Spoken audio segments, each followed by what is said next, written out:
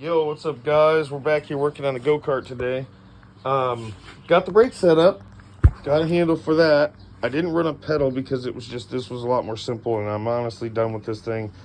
After I get some gussets to weld the back portion of the frame to stay level, I'm pretty much done with this thing. And either Jesse can drive it around in the neighborhood whenever he wants to go to his buddy's house, or it'll just sit in the backyard, I guess, until I need parts off of it.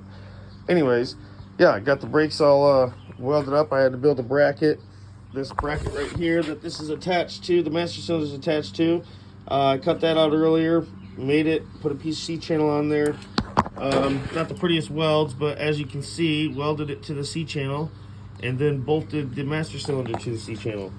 And then I got the handle here. You just push on that, it engages. It pushes the stud into the cylinder, and the brakes work.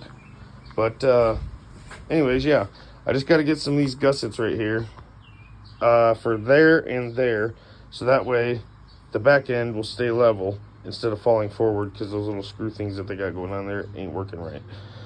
Yeah, it's that. Throw the old Craftsman seat back on there and take it for a test drive. Hopefully the rain will hold off, but either way, this thing's going for a test drive today. Let's get cracking, man.